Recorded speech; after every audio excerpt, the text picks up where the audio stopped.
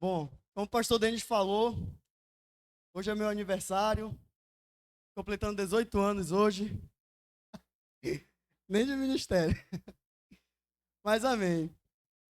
Estou com 33 anos, não parece, eu sei. Irmãos, eu cheguei aqui com 13 anos de idade. Menino magro, pequeno, não sou tão gordo, né? Mas eu era muito magro. Só a cabeça, só Jesus na causa. 13 anos de idade eu cheguei aqui, conheci essa família, né, esse ministério que me acolheu. Conheci pastores, pessoas que me ajudaram muito, pastor Elisângela, pastor Valdo, que estão ali, me acolheram, apóstolo Helder, apóstola Samira. E muitos comigo caminharam também, nessa mesma época, 13 anos de idade, ou mais velho que eu, ou pessoas que entraram um pouco depois. E muitos caminharam. E, e eu, esses dias olhando para trás, muitos não permaneceram, muitos não continuaram a caminhada, porque a minha continua ainda. Mas muitos se desviaram do caminho, né? Tomaram ali saída pela direita, saída pela esquerda. Muitos não permaneceram. E hoje, ontem, aliás, eu cheguei em casa, a gente veio para cá para ornamentar. Cheguei em casa, eram umas 2 horas. Eu me sentei lá na cozinha, orei, depois que cheguei, agradeci a Deus pelo dia que nós tivemos, pela noite. Aí fui mexer no celular, respondi umas mensagens. E isso me. E ali na cozinha de casa, isso me trouxe a memória de muitas coisas que. Pessoas que poderiam estar aqui, pessoas que encerraram sua caminhada, pessoas que morreram porque desviaram do caminho e hoje não permaneceram aqui. E isso me traz muito temor no meu coração para permanecer. E isso me inspirou na minha mensagem. Quem aqui conhece o tema do congresso? A gente vai dizer em voz alta. Eu vou contar de 1 até 3. Você vai me dizer. 1, 2, 3. Isso mesmo. Essa passagem está no livro de Mateus, capítulo 10, no versículo 16. Que Deus aí nos chamou como ovelha no meio de lobos. E de uma forma literal, a ovelha por um lobo, ela é uma presa. E você pensa, irmãos, que o mundo, de todas as formas, ele tenta nos predar, ele tenta nos matar. Ele tenta ali, de todas as formas, construir ciladas para que nós possamos cair nela e morrer. E o mundo, ele quer nos matar. E o que Jesus quis dizer? Ele quis falar que os discípulos seriam perseguidos, acusados, presos, entregues aos seus perseguidores, assim como ele. Que ele, como ovelha, foi mudo ao matadouro. E os discípulos, eles morreram de muitas formas. Se você for ver e estudar a história dos discípulos lá no livro de Atos, eles morreram das piores formas possíveis. Foram esfolados vivos, foram apedrejados, foram decapitados, mortos numa cruz de cabeça para baixo, enfim. Foram muitas pessoas que morreram por Cristo e não negaram a sua fé. Não olharam para trás, pensando, poxa, eu vou perder minha vida por essa causa. Não. Eles permaneceram firmes. E hoje os cristãos ainda morrem por conta de Cristo, por causa de Cristo. Se você for estudar, os cristãos do Oriente Médio morrem. São presos, perseguidos. E muitos não saem da prisão, morrem ali de inanição, de sede, de fome, enfim. E hoje acontece. Hoje no Brasil, de uma forma não tão escancarada, os cristãos hoje sofrem perseguição por suas escolhas, por sua fé. E de todas as formas, irmãos, o mundo ele tenta nos predar. Ele tenta nos matar. Mas a Bíblia nos chama de ovelha. E a Bíblia é muito clara com respeito à ovelha, que ela conhece a voz do seu pastor. Ela conhece a voz de Jesus. E quando a ovelha ouve a voz do seu pastor, de Jesus, ela obedece, ela vai atrás. Ela sai andando atrás do seu pastor Por isso que muitas não se perdem. Isso me trouxe o tema da minha mensagem. Voltando para o centro da vontade de Deus. Como ovelhas, nós precisamos voltar ao centro da vontade de Deus. Voltar ao nosso pasto, aonde o pastor está, onde Jesus se encontra. Eu estava lendo uma matéria na revista Veja, do ano de 2010. E essa matéria me assustou muito com o que eu estava pensando. Comecei minha caminhada aos 13 anos de idade. Fui discipulado, fui repreendido, fui aconselhado, fui elogiado e permaneci. E eu lendo essa matéria me assustou, do ano de 2010 da revista Veja. Né? Segundo o último censo do Instituto Brasileiro de Geografia e Estatística, né, o IBGE, que todos nós conhecemos, do ano de 2010, o número de cristãos, que hoje denominam-se de desigrejados, né, que muitos não se chamam cristãos. Ah, eu sou cristão, sou itinerante, né? Meu ministério é itinerante, eu não visito igreja, ou então vou para a igreja e não frequento, sou considerado evangélico. O número que se estima era de 9,12 milhões de cristãos que se encontravam desviados do centro da vontade de Deus, distante, né, do propósito de uma igreja, enfim. Naquele mesmo tempo, os estudiosos, né, cientistas, matemáticos, diziam que não, que era um número muito maior. Era o número de 16 milhões, isso no ano de 2010. Aí eu fui ler, né, fui pesquisar, fui estudar. O censo de hoje nos traz cerca de 30 a 40 milhões de brasileiros que não frequentam, conhecem a Jesus, né, ouviram falar de Jesus, mas não estão desviados do centro da vontade de Deus. Aí você imagina comigo. Muitos estão lá fora, desviados, longe, se denominam ainda muitos cristãos, mas não praticam a palavra. Isso me veio a pensar quantos hoje dentro da igreja estão distantes, não conseguem mais ouvir a voz de Jesus. Eu cheguei a contar aqui no congresso passado, acho que houve aquela queda de energia, tudinho. E eu me lembro que teve uma época, eu era líder, estava na frente das coisas, e houve uma época em que eu ia para a igreja porque eu tinha uma responsabilidade. Eu sentava no banco da igreja porque eu tinha uma célula, tinha um grupo, tinha uma responsabilidade.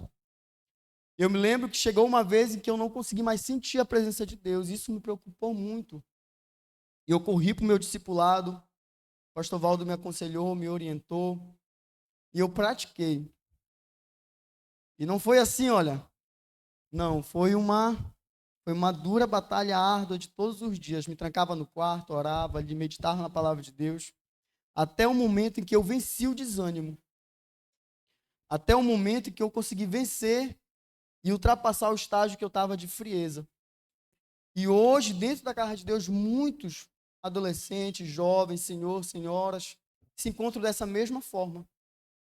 E Deus, ele falou muito ao meu coração lá no livro de Lucas, né? Trouxe aqui 2 mensagens para compartilhar com vocês. Aliás, essa mensagem para compartilhar com vocês aqui.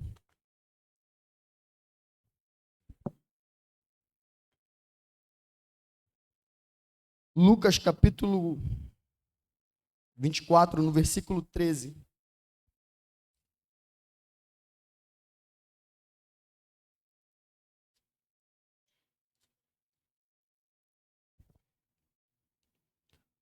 Lucas capítulo 24, no versículo 13, tem um título.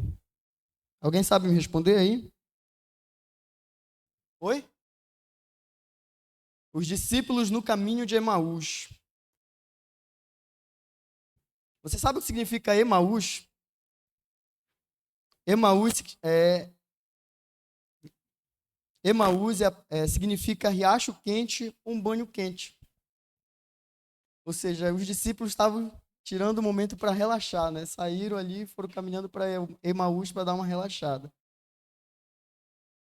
E aqui no livro de Lucas, capítulo 24, no versículo 13, nós vamos ler, diz assim: naquele mesmo dia, 2 deles estavam caminhando para a aldeia chamada Emaús, distante de Jerusalém. Diga comigo, distante de Jerusalém.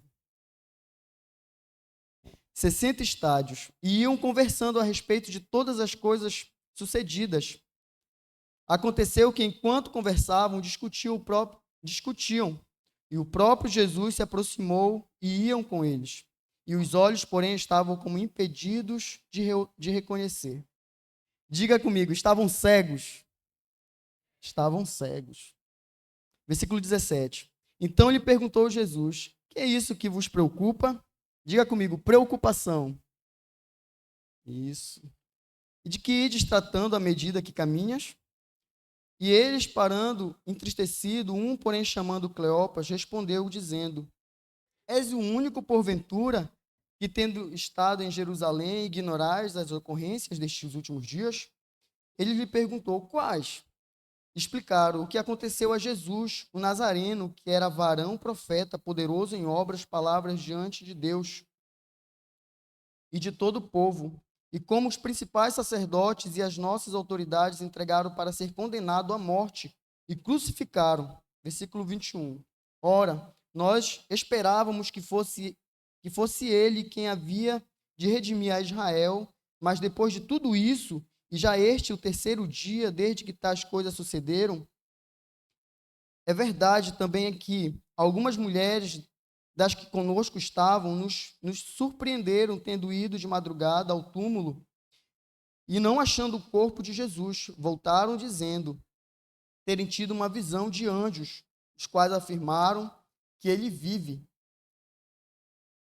Versículo 24. De fato, alguns dos nossos foram ao sepulcro e verificaram a exatidão do que disseram as mulheres, mas não viram. Então lhe disse Jesus: ó nércios, tardos de coração, para crer tudo que profetas disseram. Porventura não convinha que Cristo padecesse e entrasse na sua glória?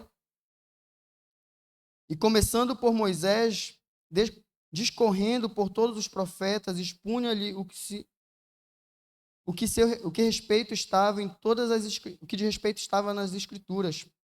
Versículo 28. Quando se aproximavam da aldeia para onde iam, fez ele menção de passar diante deles. Ou seja, Jesus fez a menção de passar, né, dos que estavam caminhando para Emaús. Mas eles os constrangeram, dizendo: fica conosco, pois é tarde, e o dia se inclina. E entrou para ficar com eles. E aconteceu que, quando estava à mesa, tomando ele o pão, o abençoou e, tendo partido, lhe disse. Então lhes abriram os olhos. Então diga comigo, abriram os olhos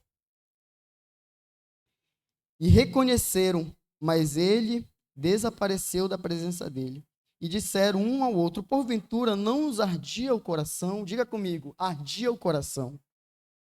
Quando ele pelo caminho nos falava, quando nos expunha as Escrituras, e na mesma hora, levantando-se, voltaram para Jerusalém, onde acharam reunidos os 11 e outros com ele, os quais diziam: o Senhor ressuscitou e já apareceu a Simão. Então os dois lhe contaram o que aconteceu no caminho e como fora por eles reconhecido no partir do pão. Esses 2 discípulos, eles estavam caminhando para um lugar de descanso, um lugar longe de Jerusalém, ou seja, longe da presença de Deus. Eu quero trazer alguns pontos para que a gente possa aqui refletir. Assim como Deus ele falou comigo nessa passagem, da mesma forma eu peço para que Deus ele fale com você. O primeiro ponto que eu quero falar é a respeito da distância. Nós identificamos uma pessoa quando ela não se encontra bem com Jesus, ou não se encontra bem na presença de Deus, é quando ela está distante. E nós precisamos vencer isso. Quantos estão caminhando para Emaús, se distanciando de Jesus, e essa distância se dá por, aqui eu coloquei algumas coisas, diminuição do interesse nas atividades da igreja. Às vezes nós falamos do ativismo, mas quando nós não estamos envolvidos na obra, é um ponto que identifica que nós estamos muito distantes de Jesus. E hoje nós, como jovens e adolescentes, nós precisamos não somente estar envolvidos, mas comprometidos com aquilo que Deus te entregou. E ele diz, e outro ponto aqui, a falta do entusiasmo em relação ao assunto da fé. Quantos hoje estão muito distantes e quando se fala de algo, da obra, do reino de Deus, aquilo não te dá mais ânimo. Muito pelo contrário, né? Te dá uma canseira. Poxa, eu vou ter que ir para o Zerede de novo. Ego, evangelismo, 4 horas, vou ter que me acordar numa bom do sono, vou ter que ir para o evangelismo. Ego, a célula. Quantos hoje se encontram dessa maneira? Quantos adolescentes e quantos jovens se encontram distantes do propósito de Deus, distante de Jerusalém? Continuando aqui, o isolamento da família na fé. Um outro ponto é quando nós encontramos aquele jovem, olha, o líder liga, fulano, eu vou aí na tua casa. Não, pai, não vem aqui não, porque eu não vou estar em casa, eu vou estar saindo, resolvendo os problemas. Irmãos, quando nós encontramos esses pontos na vida de alguém, é um sinal que ele está se distanciando, caminhando para Emaús. Permanecer no pecado não confessado. Você pensa que hoje, eu estava olhando no Instagram, me esqueci agora o nome do canal, e ele estava falando de uma igreja. Eu não vou falar o nome da igreja, depois você me procura no final do culto, eu lhe digo qual é. E a igreja ali pegou um trio bacana e foram para dentro do carnaval pular. E ali uma mulher, estava uma repórter, ela achou muito estranho aquilo, chamou o pastor responsável, a pessoa responsável ali, e perguntou o motivo deles estarem ali. Eles falaram, olha, Jesus tem que brilhar aqui também. Mas naquele momento, você olhando de longe, você conseguia identificar quem era crente e quem não era crente? Com certeza não. E a Bíblia é muito clara com respeito a isso. Me diz com quem tu anda e eu te direi quem tu és. Se tu se encontra no meio de pessoas que estão ali mundanas, eu vou te dizer que tu és um mundano. E o isolamento na fé. Quando nós nos isolamos, sentamos ali atrás pelo banco. Antigamente nós sentávamos na frente, foi pulando de cadeira, foi se distanciando do líder, do discipulador, do pastor, do apóstolo, da apóstola, enfim. E o isolamento ele é um grande problema. Permanecer no pecado não confessado, né? Quantos de nós ainda andamos com os nossos pecados de estimação? Conhecemos a Jesus há muito tempo, mas ainda carregamos ele aqui do lado. Por onde nós vamos, ele está ali com a gente. Colocar as preocupações materiais acima das espirituais. E a preocupação não é algo de Deus. Eu vou falar um pouquinho mais lá na frente. Colocamos as nossas preocupações materiais e esquecemos que nós temos um Deus que cuida.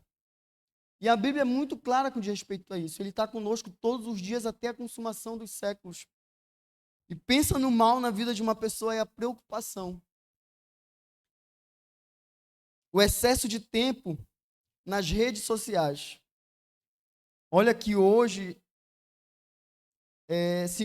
tem centro de reabilitação para pessoas que são dependentes nas redes sociais, no celular. E hoje são muitos e muitos jovens, adolescentes, senhor hoje, né? Aquele caso que o apóstolo Helder nos contou dentro da igreja, de um senhor lá dentro da igreja. Estava ali num site pornográfico e há a palavra rolando lá na frente. E hoje muitos de nós passamos muito tempo nas redes sociais e não conseguimos tirar 5 minutos para buscar a Deus. Estamos distante do propósito de Deus. Sentir-se atraído pelas coisas do mundo. E algo que Satanás ele tem usado de todas as formas para atrair a igreja ao pecado são as séries. Eu me lembro que uma mãe chegou comigo, umas duas mães, com de respeito aos seus filhos, diz, Álvaro, estão assistindo essa série assim, assim, assim. Álvaro, é essa série assim, assim. E eu falei, olha, eu não conheço, mas eu vou assistir. Assisti 3 episódios. E depois chamei o jovem. Por que você assiste isso aqui? Isso aqui não condiz com você. Isso aqui não lhe leva para perto de Deus. É algo muito pesado. Então, hoje, né, as séries, as redes sociais, isso nos distancia muito de Deus. Sentir-se atraído pelas coisas do mundo. Às vezes nós desejamos aquilo que a série está passando, nós desejamos, queríamos que aquilo acontecesse com a gente. Né? Queríamos uma oportunidade de exercer aquilo que aquelas pessoas ali no mundo fictício estão exercendo. Perdeu o temor a Deus. Num período que eu não fiquei bem com Deus, que eu procurei meu discipulado, foi o período que eu não conseguia mais sentir a presença de Deus. Eu chegava na igreja, fechava meus olhos, mas eu não conseguia passar além daquilo. Eu só fechava meus olhos, segurava a cadeira aqui e ficava. Eu terminava o louvor alegre, batia palma, depois me sentava, ouvia a palavra, mas a presença de Deus, mas eu não conseguia sentir. Aquilo me preocupou muito. Foi o momento que eu corri para o meu discipulado. E hoje, muitos de nós caminhamos para isso. Muitos que chegaram aqui estão dessa forma. Chegaram aqui por mais uma bala na agulha. Eu vou para lá por tudo ou nada. Não consegue manter a constância. Não consegue manter ali o fogo avivado. Negligenciar o lar. Quantos de nós hoje nos tornamos pessoas rebeldes com os nossos pais? Tratamos os nossos cônjuges de uma forma indiferente ou então mal. Negligenciamos a nossa casa, não falamos, não pregamos a palavra aos nossos pais. Quando eu digo pregar, é falar no amor, não julgando. Quantos de nós fazemos isso? Negligenciamos a nossa casa. E a ausência do amor pela palavra de Deus. E isso é um dos pontos que me mostra que eu estou muito distante de Deus. E nós precisamos vencer a distância. A distância hoje com o seu líder, a distância com o seu pastor, a distância com o seu discipulador, com o seu apóstolo, com a sua apóstola, você precisa vencer essa distância. E você precisa caminhar para Jerusalém, voltar para o centro da vontade de Deus. E no livro de Tiago, capítulo 4, do versículo 8 ao 10, nós vamos ler lá. Tiago, capítulo 4, do versículo 8 ao 10.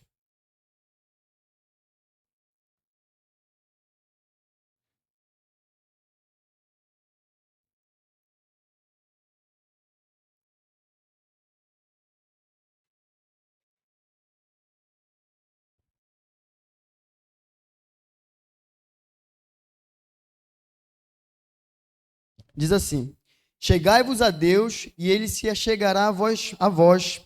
Limpai as mãos, pecadores, e vós de duplo ânimo, purificai o coração. Senti a vossa misericórdia, e lamentai e chorai, convertei-vos vossos risos em prantos, e o vosso gozo em tristeza. Humilhai-vos perante o Senhor, e ele vos exaltará. Irmãos, é tempo de hoje nós buscarmos, nos arrependermos. Quantos de nós éramos fervorosos, nós precisamos nos achegar. Quantos de nós éramos pessoas com bom ânimo e hoje o nosso ânimo, nós temos o dobro de ânimo. Ora nós estamos aqui em cima, ora lá embaixo. Ora eu estou legal, estou ali com o energético do Espírito Santo no corpo e ora aquele energético acaba, eu já estou querendo dormir. E nós precisamos hoje nos humilhar. Você vai passar esses dias aqui nesse lugar, é o momento de você se retirar. Isso se chama retiro. É o momento que você se retira do mundo, do lugar lá de fora, e você vem se encontrar com Jesus. Que esses dias nesse lugar você possa conhecer a Jesus de fato, não receber somente uma visitação, mas receba ali a habitação do Espírito Santo no seu coração. Amém? E eu peço também para que você abra sua Bíblia no livro de Hebreus, capítulo 11, no versículo 6. Quantos de fato aqui creem que Jesus existe? Levante, que Deus ele existe. A Giane voltou, ela vai dar o testemunho lá na igreja, mas ela voltou para a faculdade. E ela está na matéria de estudando filosofia, é serviço social que ela está fazendo. E ela está lendo agora, ela está estudando a matéria de filosofia e tiraram o antes de Cristo. Não tem mais antes e depois de Cristo na matéria de filosofia, não sei nas outras. E ela diz, olha, amor, não tem mais agora antes e depois de Cristo. Eu me esqueci a palavra agora que uso. Acho que é nova era ou depois da era, uma coisa assim. Ou seja, hoje o mundo ele tenta tirar Jesus de todos os lugares possíveis para que a palavra não chegue. E você pensa que dentro da igreja hoje, o mundo ele se encontra de uma forma talvez sutil, de uma forma branda, mas ele está lá. Né? Como eu perguntei, quantos aqui creem de fato que Deus ele existe? Porque exige, quando nós nos achegamos a Deus, exige algo da gente. Hebreus capítulo 11, no versículo 6.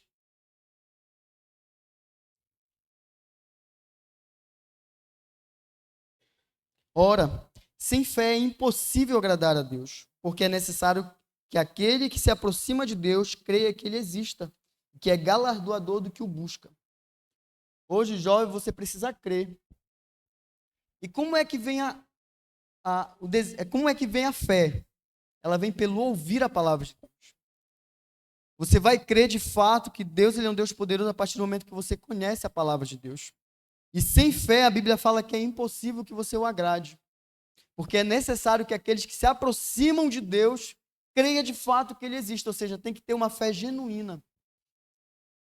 E um outro ponto que eu quero trazer aqui para você é a cegueira. E pensa num grande problema que muitos se encontram, que muitos têm e não conseguem perceber, a cegueira espiritual. Aqui no versículo 16 diz assim, do livro de Lucas, capítulo 13: os seus olhos, porém, estavam como que impedidos de reconhecer. O que é a cegueira espiritual? É a incapacidade de compreender a verdade devido ao pecado. A cegueira espiritual é você ser incapaz de reconhecer o seu pecado por conta da falta da palavra. Alguma das formas com que Satanás encontra para tomar o nosso coração é nos cegar. É lançando a discórdia. Às vezes vem alguém, mina teu coração contra teu líder, mina teu coração contra teu discipulador, mina teu coração contra alguém, mina teu coração com crítica, com problemas. Cega porque a igreja é cheia de problema, porque tem isso, tem aquilo. Eu me lembro que uma vez a gente estava evangelizando, o Alan estava com a gente, o Alan Joy. A gente estava evangelizando lá no Nova Esperança e nós encontramos um rapaz. Ele se intitula desigrejado, ele não visita a igreja. Ele se denomina crente, mas não visita a igreja. E ele disse, não, eu não vou mais para a igreja porque eu me decepcionei, é muita fofoca. E ele falou que ele saiu da igreja com 11 anos de idade. Eu falei, Alan, ele devia dar muito trabalho na IBF para as tias. E ele falou, não vou mais para a igreja devido a isso. E você pensa, irmãos, que quando os nossos olhos eles não são fixos em Jesus, nós nos perdemos. Nós começamos a olhar para quem desafina, para quem erra na dança. Nós começamos a olhar para os problemas, para as faltas de recursos. Começamos a olhar para a estrutura. E isso faz com que nós venhamos a caminhar para Emaús, nos distanciar do propósito de Deus. E um dos pontos aqui que eu coloquei foi o elogio. Pensa que é algo que é poderoso, não que o elogio seja ruim, tá? O elogio é bacana. Né? Alguém acertou, você vai lá, elogia, né? Parabeniza, reconhece o esforço. Mas quando aquilo toma nosso coração, é a partir do momento que para me ser aceito, ou então para me ser, para me crescer, eu tenho que ser elogiado, eu faço algo para me ser elogiado, não. Isso faz com que os elogios nos deixem cegos. Eu me lembro que a pastora Leide chegou comigo, me elogiou ali atrás. Ela disse, égua, Álvaro, não sei o quê. Eu disse, sim, pastora. Mas quando? A mesma boca que está me elogiando ali mais tarde vai me descer a varada se eu errar. Né? Ou seja, bate para Deus e a glória é dele. E pensa numa coisa que muitos cristãos se perdem pelo elogio, trabalho por decorrência de elogio. Fazem algo para ser reconhecido. Não, a glória e o louvor é de Deus. Aquilo que você faz nessa terra é de Deus. A sua juventude, a sua adolescência, ela é de Deus, é da glória de Deus.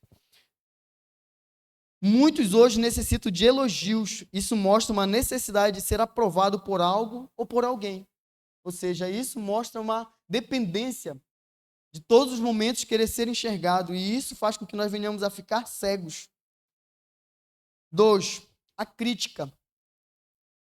Uma pessoa crítica pode até frequentar os cultos, as reuniões, né, as células, mas suas intenções não é adorar o Senhor. Confesso com os lábios, mas o seu coração está longe. Muitos críticos estão ali, estão envolvidos, mas estão distantes de Deus. E hoje o nosso coração necessita se voltar ao centro da vontade de Deus. Irmãos, hoje o que nós precisamos é voltar para Jerusalém, aonde Deus ele nos quer. Eu estava assistindo uma pregação e o pastor dizia assim, irmãos, se o centro da vontade de Deus é no deserto, é lá que você tem que estar. Se o centro da vontade de Deus é você passar por uma adversidade, é lá que você tem que estar. Um outro ponto é a mentira. Você pensa que algo que tem se normalizado na vida de um cristão, irmãos, é a mentira, e nós precisamos vencer a mentira. A mentira vem do princípio, lá de Adão. Adão usou de desculpas, mentiu, que a culpa não era dele, que era da mulher. Não, a responsabilidade ela é nossa. E às vezes nós usamos de mentira para se sair de algo que o problema é nosso. Né? Alguém inflamado pela cegueira encontra mentira para se justificar. E o outro aqui, a calúnia. Quantos de nós caluniamos uns aos outros?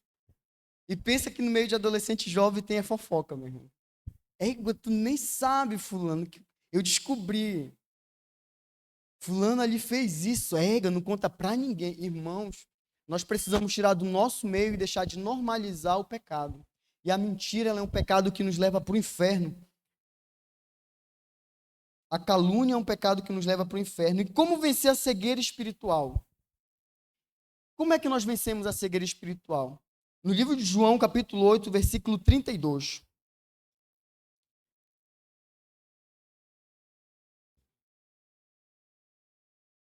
João, capítulo 8, versículo 32.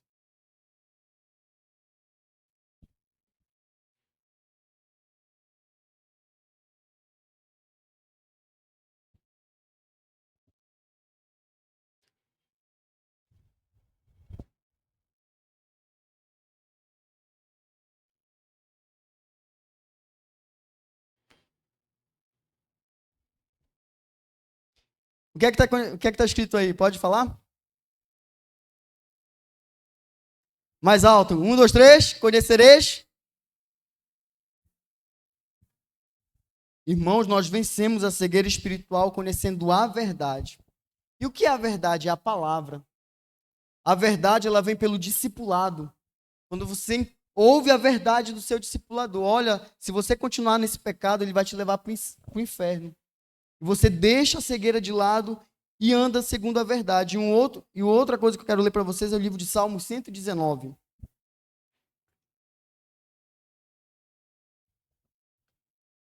Salmo 119, versículo 9.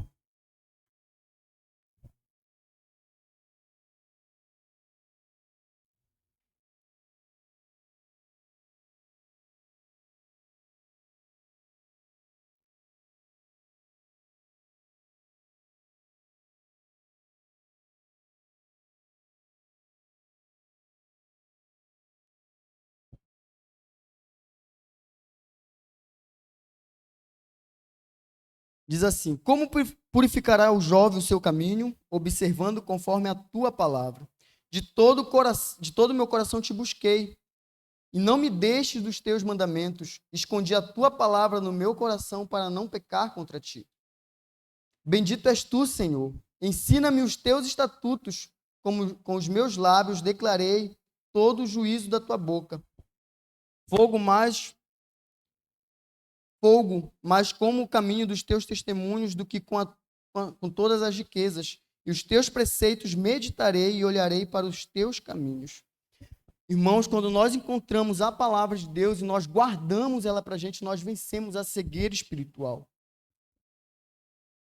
Conhecer a palavra de Deus, caminhar na fé e na comunhão com o Espírito Santo, orando, confiar na palavra dos seus líderes.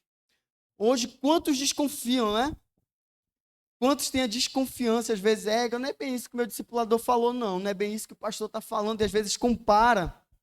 Somos aqueles que estamos nas redes sociais ali, assistimos algumas pregações, quando chega no culto nós comparamos a palavra.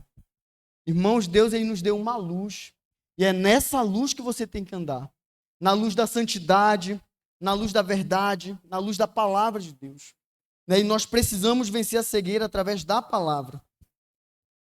Confiar na palavra dos seus líderes, dos seus apóstolos, dos seus pastores, expor as necessidades, ou seja, os pecados diante de Jesus. Ore, confesse os seus pecados. Fale, Senhor, a minha fraqueza ela é essa. Pedir a Deus que retire as escamas dos seus olhos. Pedir a Deus que liberte da cegueira trazida pelo secularismo, e pelo pecado. Quantos hoje normalizam algo que a Bíblia diz que é pecado? Quantos ouviram a frase já, o crente não bebe, mas come? Quantos aqui já ouviram? Todos nós. E você sabia que a gula, ela é um pecado. Nós não devemos ser conhecidos com isso. Não, nós somos aqueles moderados. Irmãos, hoje o que nós precisamos fazer é conhecer a palavra de Deus. A partir do momento que nós conhecemos a palavra, nós somos libertos daquilo que nos aflige. Um outro ponto é a preocupação. Versículo 17 de Lucas, perdão. Lucas 24.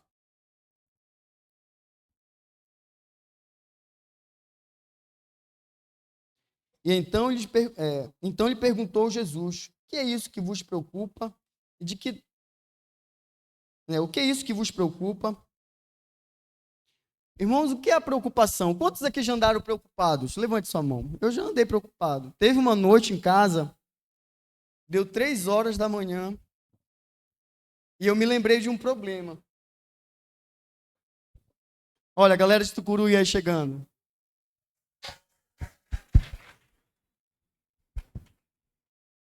São guerreiros. Irmãos, esses são guerreiros. Vem lá de Tucuruí, não é fácil.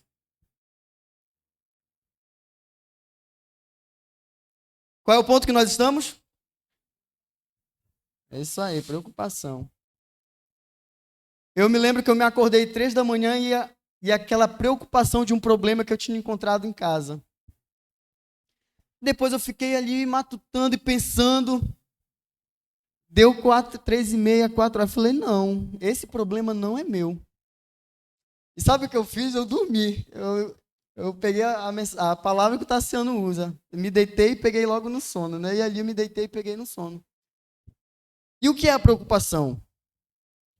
A preocupação é uma ideia fixa, permanente, dominante e antecipa que perturba o pensamento e se ocupa com algo que ainda não aconteceu. É uma ideia fixa que perturba a sua mente. E você se ocupa com algo naquele momento que ainda não aconteceu. E o que nós devemos fazer é vencer a preocupação, lançar sobre Deus. O que é que a Bíblia fala no livro de 1 Pedro, capítulo 5, no versículo 7? Lançai sobre ele toda a vossa ansiedade, porque ele tem cuidado de vós. Hoje, o que nós devemos fazer é lançar sobre aquele que nos guarda, lançar sobre aquele que nos ajuda, aquele que nos socorre todos os dias as nossas aflições, as nossas preocupações, as nossas ansiedades, os nossos problemas, nossos dilemas, nossos questionamentos. Quantos hoje são afligidos pela sua sexualidade? Tem dúvida da sua sexualidade? Se questionam, será que isso é verdade? Será que é verdade? Não. E ali estão naquele conflito interior e interno, e não consegue vencer. Lance sobre Jesus, saiba quem você é dentro da palavra de Deus. Coloque as suas preocupações e os seus problemas diante de Deus. Olha, tem bastante lugar aqui na frente. Todos reservados para vocês aqui. Levante a mão quem tem aí lugar do seu lado. Olha, aqui do lado do Juan, pastor Leide, tem um monte. Do lado aqui do seu Bacelar com a sua irmã. Do lado da Catarina. Eu vou esperar todo mundo se acomodar.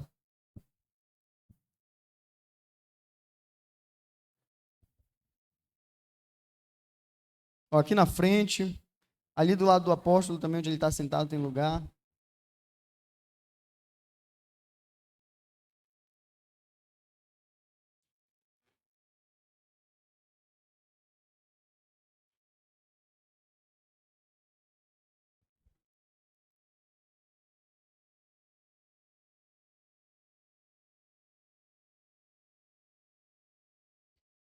E uma das coisas que você tem que fazer é lançar suas preocupações e seus dilemas diante de Deus.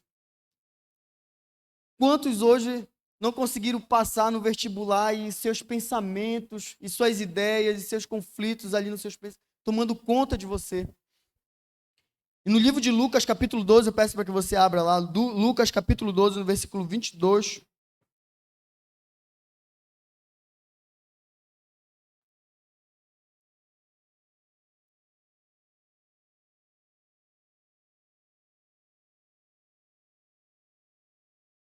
Lucas 12, 22 ao 24. Um pouco mais atrás aí.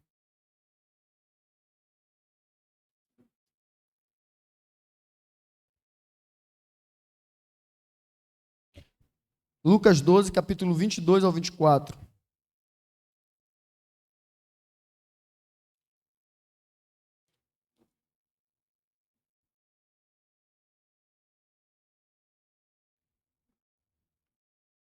Diz assim, Lucas capítulo 12, versículo 22 ao 24. E seguiu, dirigiu-se Jesus a seus discípulos, dizendo: Por isso eu vos advirto, não andeis ansiosos pela vossa vida, quanto ao que haver de comer, nem pelo vosso corpo, quanto ao que haver de vestir. Porque a vida é mais do que o alimento, e o corpo mais do que as vestes. Observai os corvos, os quais não semeiam, nem ceifam, nem têm despensa, nem celeiro. Todavia, Deus o sustenta. Quanto mais valeis do que as aves. E a Bíblia ela fala: não andeis ansioso, ou seja, não andei preocupado sobre qualquer coisa. O que nós devemos fazer é colocar diante de Deus aquilo que te assola, aquilo que te aflige. E um outro ponto que eu quero trazer é desacreditados. Os discípulos caminhando para Emaús, eles estavam desacreditados a respeito de Jesus. Jesus disse que ele vinha como Salvador, que ele veio como Salvador para salvar, né, para resgatar o perdido. E naquele momento os discípulos, eles se encontraram desacreditados porque Jesus morreu. Por mais que eles ouvissem aquilo que as mulheres tinham dito, aquilo que Pedro tinha dito, que Jesus tinha aparecido.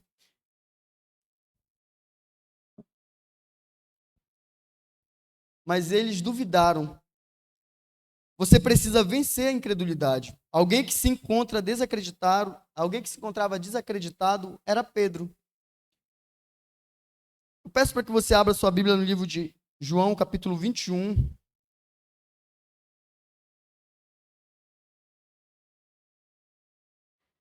João, capítulo 21, versículo 1 em diante.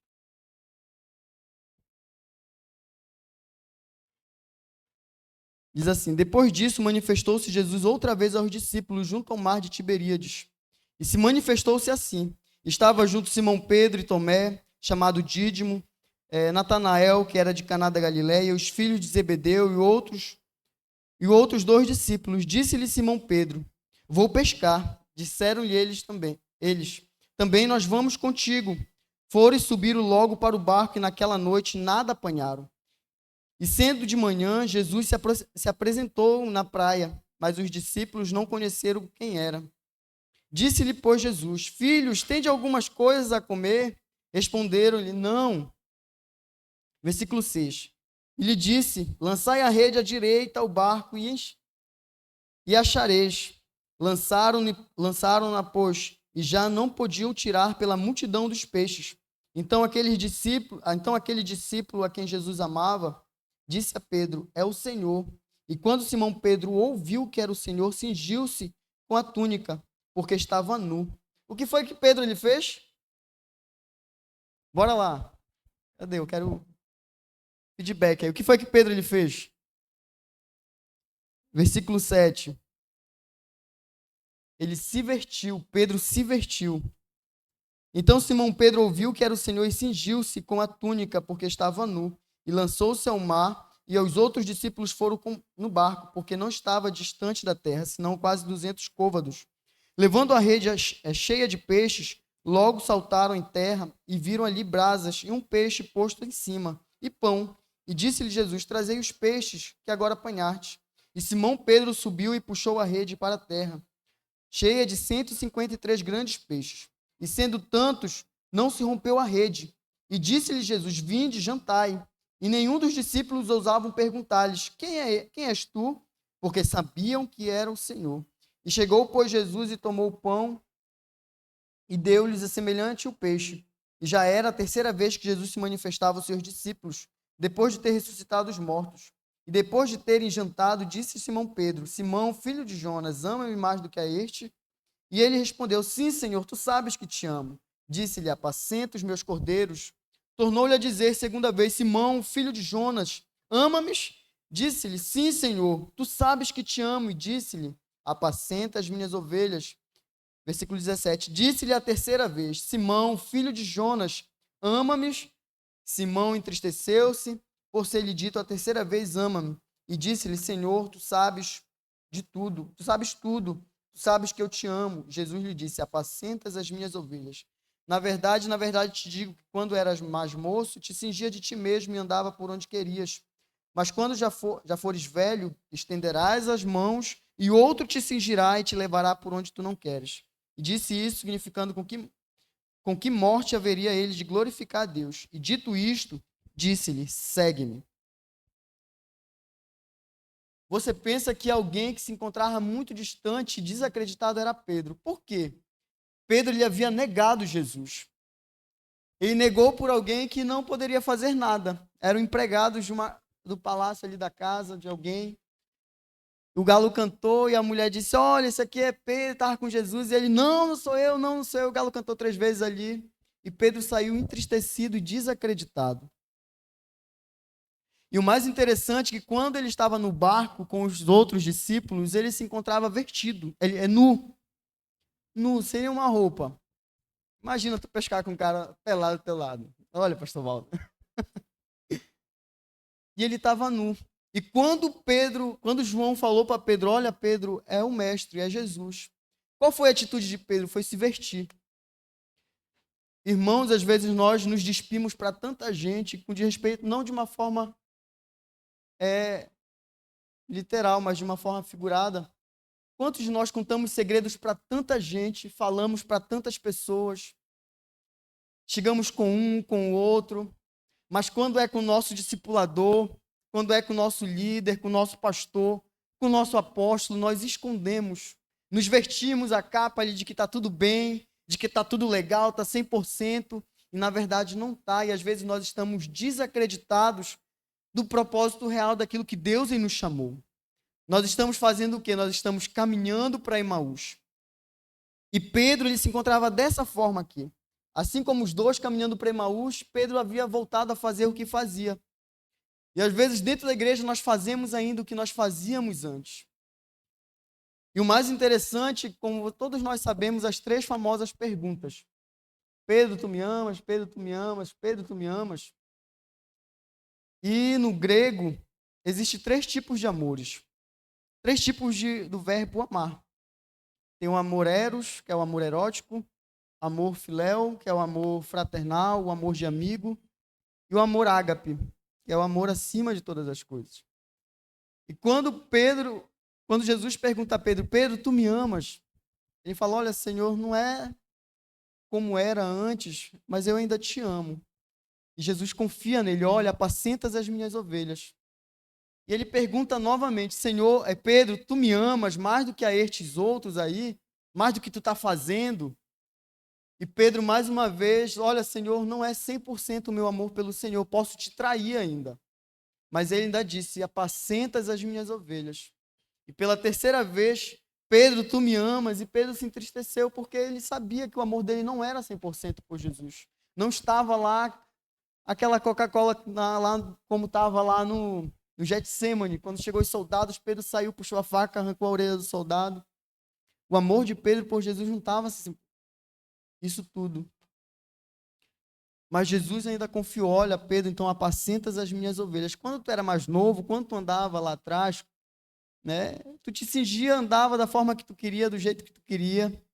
Mas agora, né? Eu vou pegar pela tua mão, eu vou te levar por lugares que tu não queres. Isso fala de maturidade. Hoje o que nós precisamos ter é maturidade espiritual. Quantos de nós ainda caminhamos com aquela incredulidade, não confiamos na palavra, nas promessas de Deus, naquilo que os nossos pastores dizem. Às vezes desacreditamos, estamos como os discípulos caminhando para Emaús. E o mais interessante dessa passagem aqui é o que vem a seguir. No versículo 19 diz assim: E disse isso, significando com que morte haveria de glorificar a Deus. E dito isto, ele disse: segue-me. A mesma mensagem que ele deu lá quando ele iniciou a caminhada dele com Pedro iniciou a caminhada dele com Jesus, ele disse aqui nessa parte, já no finalzinho: olha, segue-me. E Pedro, voltando-se, viu que seguia aquele discípulo que Jesus amava, né? E Pedro ali recebeu aquela mensagem de Jesus, olhou mais à frente e viu outra caminhando na frente dele. E ele se preocupou. E disse: Senhor, mas e este aí, quem era? Alguém sabe quem era? Discípulo que ele amava? João. Ele viu João. Senhor, mas e este aí? E Pedro, voltando-se, viu que seguia o discípulo que Jesus amava, e que na ceia se recostara também no seu peito, e que dissera: Senhor, quem é que haveria de trair? Né? Vendo Pedro a este, disse: Jesus, Senhor, e este, o que será? Disse-lhe Jesus: se eu quero que ele fique até que eu venha, que te importa? Enquanto a ti, segue-me. E a mensagem que eu quero trazer com respeito a Pedro para você é: o que te importa o mundo lá fora? O que te importa o que Jesus está fazendo na vida do outro? Queira aquilo que Deus ele tem para você. Jesus ele faz a pergunta para você, é de uma forma individual, não é coletiva ou em grupo. Pedro, tu me amas? Dani, tu me amas? Rayane, tu me amas? Juan, tu me amas? É individual. Ele diz: segue-me de uma forma individual. E o que te importa que eu vou fazer na vida do outro? Enquanto a ti, segue-me.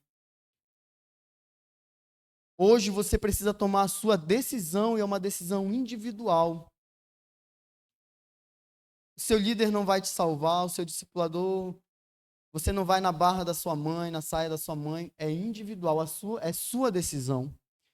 E é algo que você precisa vencer, a incredulidade, porque aqueles que se aproximam de Deus é necessário, é algo que Deus ele requer, que nós creiamos nele. Amém?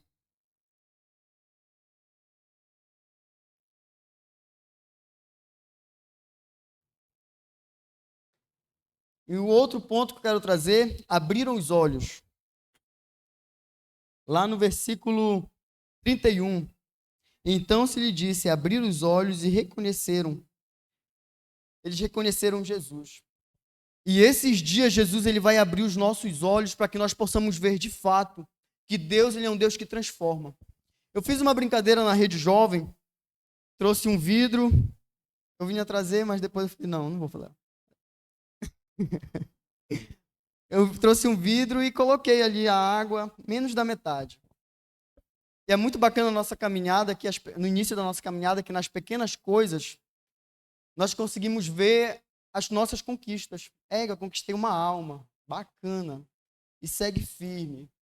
Conquistei a minha célula, legal. Conquistei o meu casamento, casei, Eduardo. Casei. Conquistei minha casa, conquistei o meu carro. E nos leva a um ponto muito preocupante, que é o meio. Né? Nós chegamos no meio. E o meio é algo muito perigoso, porque nos leva a nos conformar. Ou nós nos conformamos com o meio, com aquilo que nós temos, é 2, 3 células, é o carro, é a casa. Nós precisamos romper, ultrapassar os nossos limites. E aqui os olhos daqueles discípulos foram abertos. A aproximação fez com que os seus olhos voltassem a enxergar.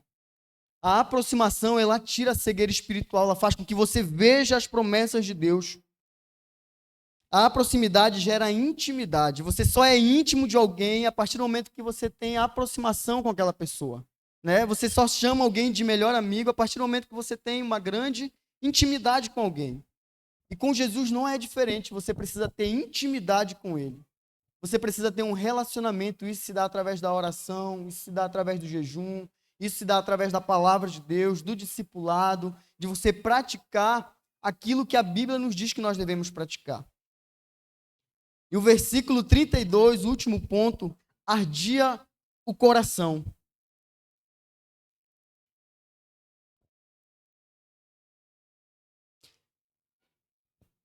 Pensa que naquele momento os discípulos conseguiram ver que de fato era Jesus. Eles estavam caminhando longe, muito longe de Deus. Eles estavam caminhando para Emaús. Eles estavam distantes, eles estavam preocupados, eles estavam desacreditados, eles estavam cegos.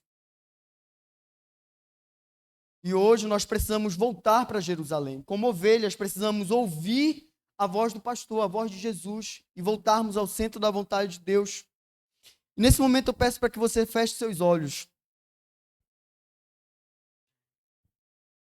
E eu quero que você lembre do momento em que você aceitou a Jesus. Do momento que você foi encontrado por Jesus. Eu me lembro que eu era só um adolescente, um pré-adolescente, sem perspectiva, não tinha ideia nenhuma, não tinha sonhos, e Jesus me achou. A Bíblia ela fala que foi por detrás das malhadas. Você sabe o que é isso? É por detrás do curral. A Bíblia fala que existiam pessoas melhores do que a gente, pessoas excelentes. Mas ele escolheu as coisas loucas desse mundo para confundir os sábios e os entendidos, aqueles que não são, para confundir os que são. Jovem, adolescente, ele te escolheu para estar nesse momento aqui. Lembre do momento que você servia a Deus com amor genuíno. Lembre do momento que você fazia aquilo por amor, não era por elogio, não era por agradar alguém, era porque você queria agradar a Jesus acima de todas as coisas. Você reunia a sua célula com tanta alegria, com tanto fervor. Você fazia aquilo com tanta paixão. Eu quero que você lembre desse exato momento, que não tinha distância, não tinha chuva, não tinha sol, mas você amava Jesus de toda a sua força. E talvez hoje você se encontre como Pedro. O seu amor não está 100%, mas ele ainda diz, ele acredita em você, ele quer que você apacenta as minhas ovelhas. Olha, volta para Jerusalém, porque o que eu tenho para te dar é no centro da minha vontade. Amém? Pode abrir os seus olhos.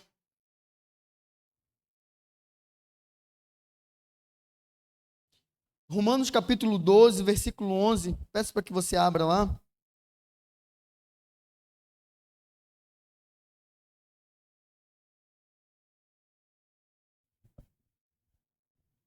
Romanos capítulo 12, no versículo 11.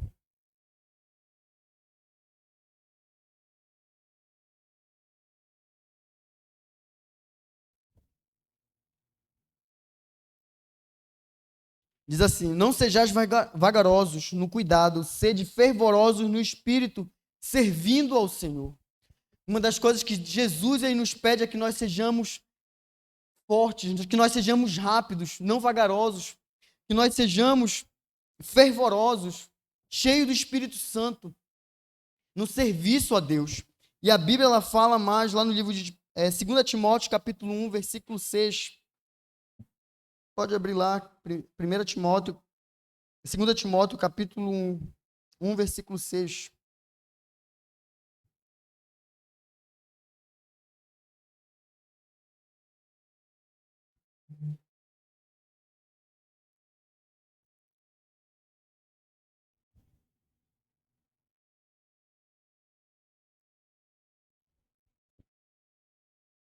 Amém?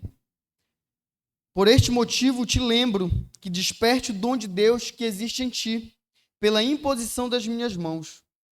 E nesse momento, jovem, eu peço para que você se lembre do dom que Deus ele te deu, do propósito muito bem definido que Deus ele te deu, do chamado que Deus ele te deu. E a Bíblia ela fala que nós devemos nos lembrar e despertar o dom que ele nos deu. que foi dada pela imposição dos nossos líderes. Eles constituíram líderes de célula, eles constituíram missionários, pastores. E hoje você precisa lembrar do seu chamado e voltar novamente para Jerusalém, para o centro da vontade do Senhor. E no livro de João, capítulo 2, no versículo 17,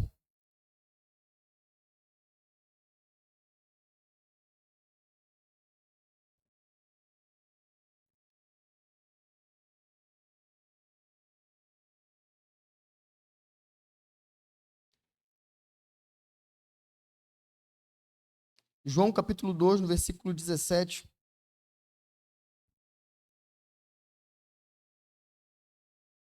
E os seus discípulos lembraram-se do que está escrito: o zelo da tua casa me consumirá. Quem aqui é discípulo de Jesus? Levante sua mão bem alto, que a filmagem vai pegar todo mundo aqui para depois cobrar. Irmãos, nós somos discípulos de Jesus Cristo. Nós somos suas cópias. E nós precisamos exercer aquilo que Ele nos deu a exercer. Nós precisamos continuar a fazer aquilo que Ele começou. E a Bíblia fala que o zelo da sua casa me consumirá. E hoje o zelo não tem nos consumido. Um exemplo muito claro foi o Zered. A apóstola Samira mandou aquela mensagem.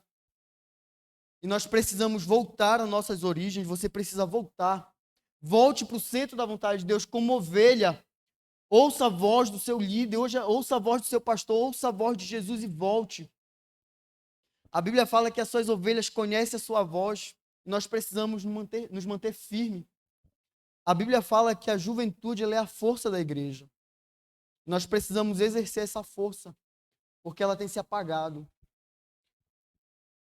Você hoje, jovem, precisa ser consumido pelo Espírito Santo. Você vai estar aqui durante esses dias, beba da palavra de Deus.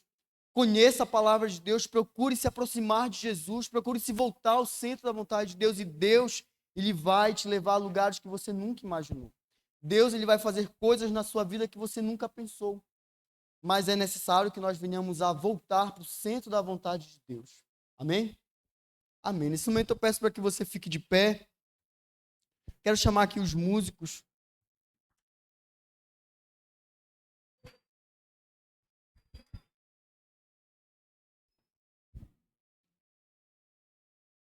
E como início de congresso, eu quero convidar você a vir aqui na frente. Nós vamos orar. Nós vamos buscar a presença de Deus, a presença do Espírito Santo. Eu não sei de que forma você chegou, de que forma você está. Não sei que período da sua vida você se encontra, se você se encontra no meio, em que tudo vale, de que tudo está bacana. Eu quero lhe dizer algo que Deus ele tem para realizar na sua vida grandes coisas. Ele quer que você rompa com a mediocridade, que você saia mesmo do lugar em que você se encontra e avance para lugares muito mais altos.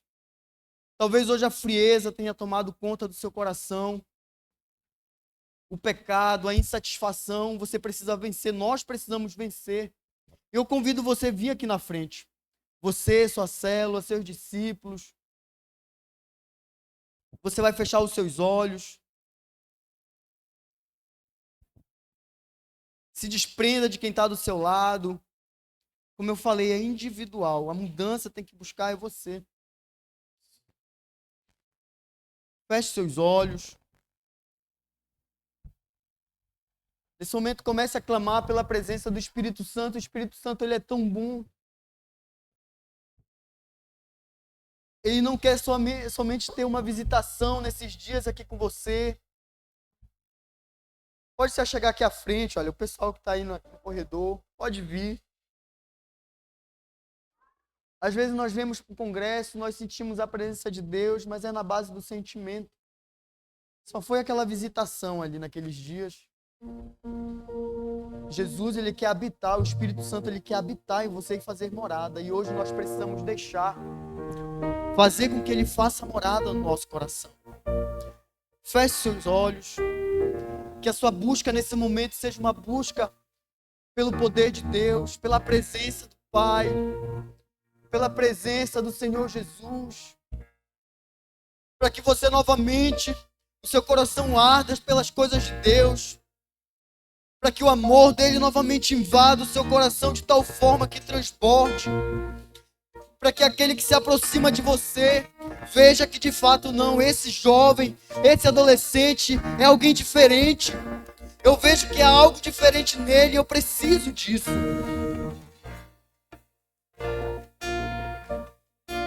Nós buscamos em tantas coisas, irmãos, até dentro da igreja nós buscamos satisfação, prazeres no mundo, nas coisas momentâneas, no pecado.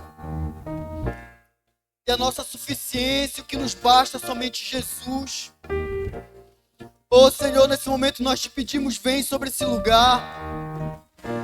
Vem, Senhor, sobre cada alma que se encontra aqui, cada jovem, cada adolescente.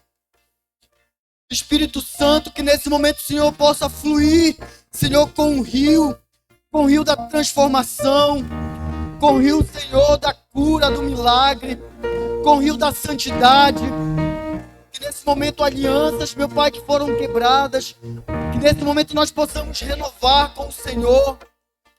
Aliança da fidelidade, aliança da santidade, da pureza. Oh Jesus, nós precisamos voltar para Jerusalém. Nós precisamos voltar para o centro da Tua vontade. Nós precisamos, Senhor, caminhar contigo novamente. Oh Jesus, tudo que nós queremos é a Tua presença. Tudo que nós queremos, Senhor, é sermos transformados, Senhor, pelo Teu poder, pela Tua palavra. Tudo que nós queremos, Senhor, é voltar novamente às práticas das Tuas primeiras obras.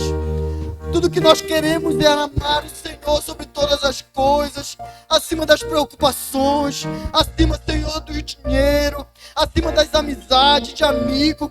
Nós queremos amar o Senhor, acima do trabalho, meu Deus, acima, Senhor, daquilo que nos prende, Senhor, que nos leva para longe de Ti. Nós queremos te amar acima, Senhor. Que o Senhor seja o centro de nossas vidas. Oh, jovem, nesse momento eu peço para que você abra sua boca. Comece a clamar. Comece a falar aquilo que tem te distanciado do Senhor. Oh, Jesus, nos perdoa. Nos perdoa, Senhor, pelos nossos pecados. Comece a abrir, jovem, abra sua boca. Comece a expressar o seu amor por Jesus. Comece a expressar a sua gratidão.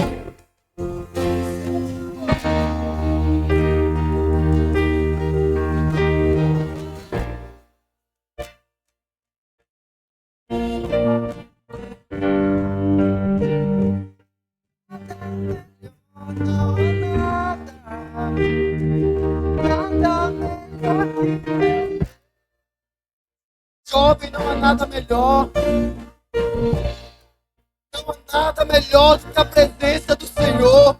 E eu posso dizer que não há nada melhor do que o centro da vontade do Senhor.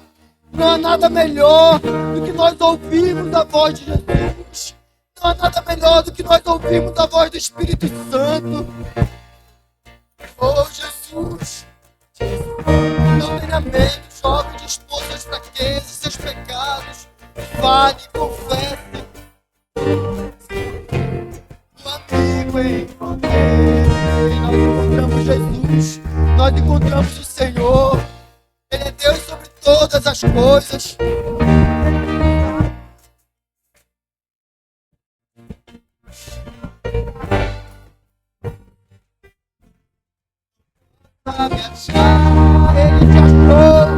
Ele te achou, jovem. Ele te encontrou.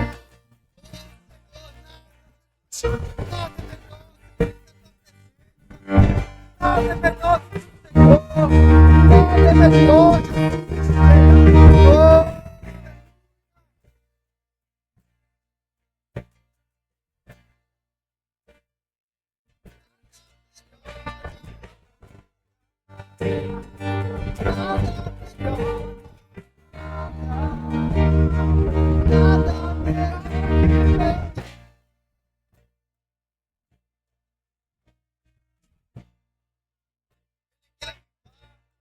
Quer avivar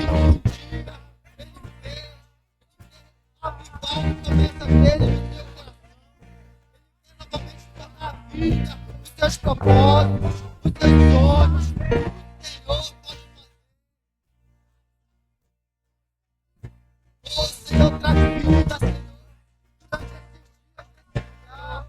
Senhor, traz carne aos mortos. Meu Pai, traz espírito. O Senhor pode fazer. O Senhor pode fazer.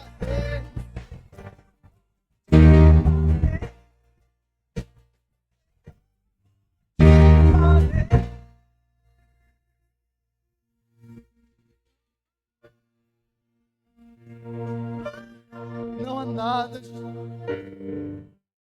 nada melhor, Senhor, que a tua presença.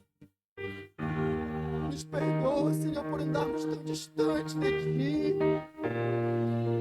Nos perdoa, Senhor, porque procuramos priorizar muitas coisas e não a tua presença. Não há nada, jovem, não há nada melhor do que a presença do Senhor. Nada melhor do que nós conhecermos a sua palavra.